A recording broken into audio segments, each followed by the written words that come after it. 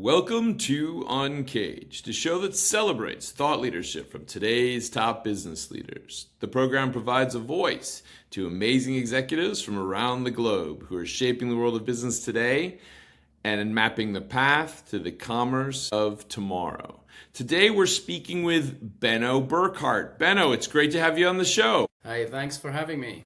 Now, Benno, I'm very jealous. You're in beautiful Zurich, Switzerland, but I'm excited to talk to you as well about all of the things that you're working on. Benno has over 30 years of experience as an entrepreneur, as an investor, as an advisor, really driving business growth through that process. And we're going to be talking to him about really all of the amazing ways that he's helped companies push themselves to the next level, innovate, and shape offerings that are needed in the market. Benno, great to have you on the show. Before we get to all of the things that you're working on now, tell us a little bit about you and your career. Well, thank you. I'm actually overlooking the Lake of Zurich right now, so I'm very privileged. Yes, well, I think I was an entrepreneur all my life. I started my career as a freelance software developer in the early 80s. When I was at the university in the early 90s, I started my first own company. This was an actual software application training center. It was the time where this all started with the desktop computers. So I taught people how to use Microsoft Works. That was a very early version of Word and Excel, you might remember. And I exited this company already 2 years later to actually start with a couple of guys together, co-founded a company in the area of IT project management and IT consulting. I stayed on for about 10 years, grew it to be almost 100 people, and then exited to join another company. Scout24 was the online classified market leader at that time. I stayed on for another 7 years, exited then. Actually, Scout24 just had its IPO a couple of weeks ago, valuation of over 4 billion. Unfortunately, I exited a bit too early, so not a billionaire yet. And the past 10 years I founded and co-founded a couple of more startups to exit the last one. I exited was in April 24, a company called Stash. Excellent. Benno, clearly you have worked on some of the concepts that have accelerated businesses. You have worked on shaping entrepreneurial enterprises. Tell me a little bit about what you're working on right now.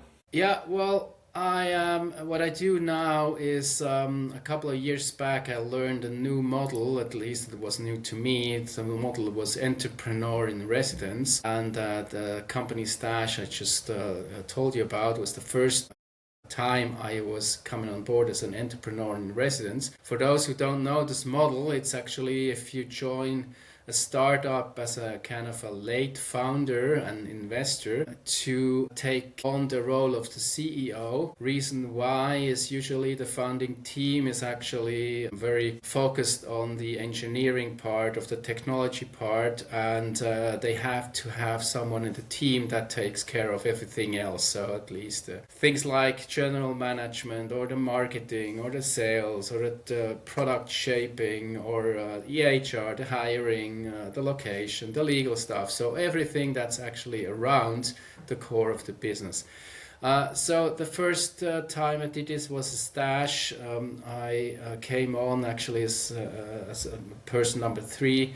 And we grew it to be about 200 people staff when we exited.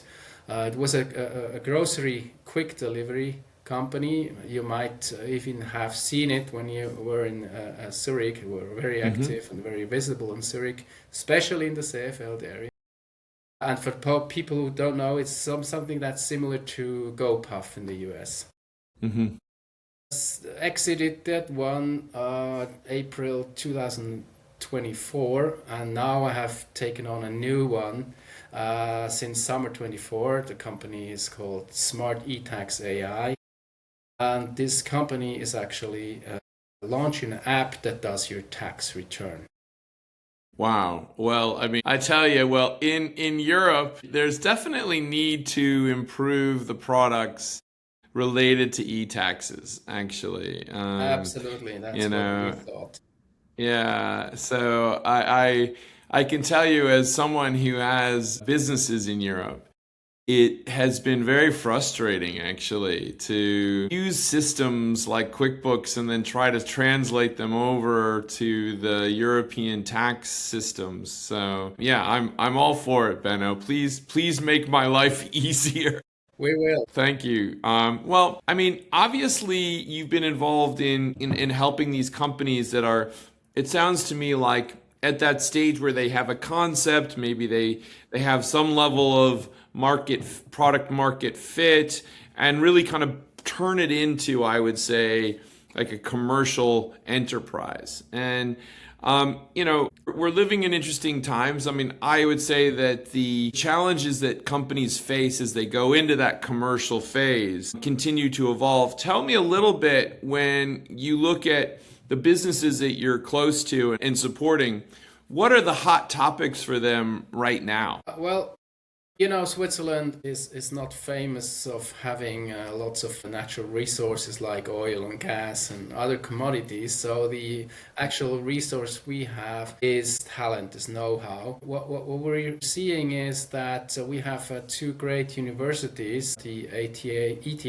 in Zurich and the EPFL in Lausanne, that bring out a lot of startups in the area of AI or robotics, health tech, quantum computing. And this is something I think is driving the innovation in Switzerland very much, and that's why I think it's pretty important to have a very active and solid startup ecosystem in your economy. It's creating jobs, it's attracting talent and brains from all over the world, creates highly paid jobs, that creates taxes, drives prosperity. And lots of people are not aware of this, but actually Switzerland is the global number one in certain areas, for instance in patent per capita and in number of hidden champions. So hidden champions are companies that are actually industry leaders, market leaders in their field, and nobody's ever heard of them. So for instance in precision machines or biotech or medtech. Mhm.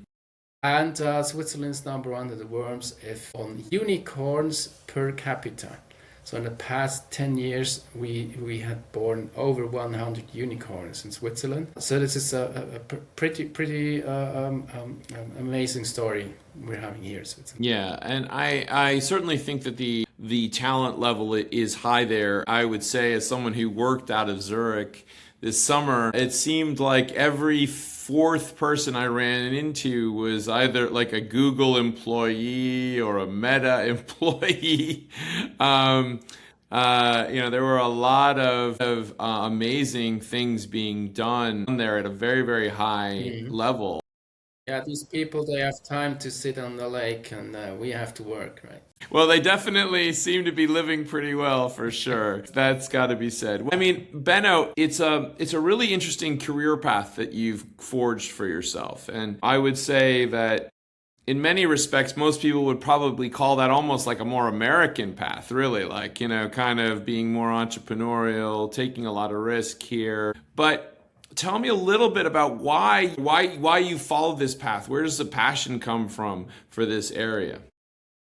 Well, yeah, of course, it's a bit the American way. And the reason why I'm enjoying it so much is you get to work with really amazing people. The people you meet there and you have the privilege of working with are very smart, talented, very ambitious, very positive people taking on risk who want to change the world. And what I help doing is actually growing something from almost zero to something. And if that works out, then building a sustainable business, creating jobs that last, that's very, very satisfying. If you do a product that actually is used by actual people and you see the smile on their face when they use your product, that's something that is providing a lot of joy. Are there specific areas right now that you're seeing a lot more kind of activity in terms of startups? Well, as I was mentioning earlier, the hot topics clearly all over the globe is around AI, Yeah. robotics. But Switzerland clearly has some ties to deep tech and engineering areas in health tech, in med tech, biotech. So these would be the areas where I see the most activity. So Benno, I mean, here we are heading into a new year. Every year for the last at least 5 or 6 years has been a year where I thought this was going to be a calm year. You know, maybe we're moving into the more calm year, but it's every year's just presented so many radical changes, to be honest.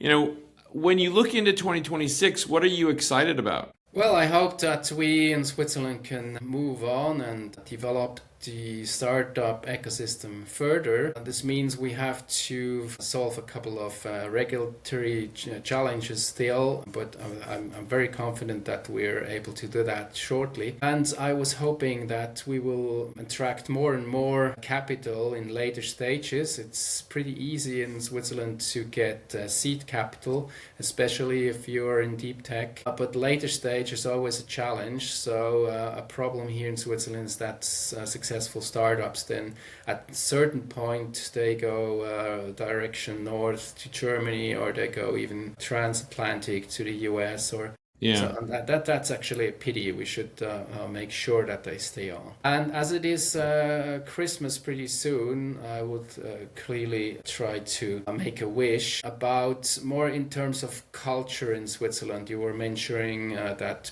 people are usually taking jobs and not risking. The reason for this is it's not very common to accept failure, and entrepreneurship is about failing. And I would wish that we create a culture in Switzerland where failing is actually perceived as something positive, that you learn Yeah. something, you bring everyone one step further, and we get rid of this stigma of failing. So Yeah. that would be my wish for Christmas. You know, it's so funny that you say that, Benno, and I'm so glad that you framed it that way. I have a very, very close friend in my life, and she is your classic Swiss person in many respects, like completely risk averse. And she, you know, it's funny to hear her think about kind of that kind of risk profile. It really, it's so alien to I think to her and to many. And you know, I contrast that with conversations that I'll have when I'm in Silicon Valley, where I'll sit down with a group of entrepreneurs, and I'd say that 98% of the conversation is about failure. It's, which sounds so strange, but it's like I'll talk to one guy and he goes, "Oh yeah, well we launched this thing, we raised a couple $1 million, but it totally failed. But it led to this other thing." You know, it's just it's a different way of framing progress, you know? Yeah, yeah, true, Right? true. I would And hope that this will be part of our culture as well pretty soon, yeah. and we can motivate more and more young people to take on risks and to adventure themselves. Well, Benno, thank you so much for being on the Uncaged show It today. was a pleasure. If there's somebody who would want to talk with you and learn more about the things that you're working on, where's the best place to find you? The best place would be on LinkedIn. Find me under Benno Burkhart. There's only one in the universe, so it's easy to find me. Excellent. Well, Benno Burkhart, thank you so much for being on the show. We look forward to have you on the show again. We've been talking to Benno today, really about, you know, really I'd say entrepreneurial ecosystem that exists today in Switzerland, the ways that he has played as an entrepreneur, as someone who's actually supported entrepreneurship, as an investor, as someone who has facilitated and helped other companies get to the next level. And we can kind of get a sense here where there's a burgeoning kind of entrepreneurial culture that's really taking flight in Switzerland. I actually worked out of there this summer. I can attest to it. It's notable. It's notably different than it used to be. And it's very, very exciting. Benno, thank you so much for being on the show, and we look forward to having you back. Thank you so much. Cheers. Cheers. Thank you.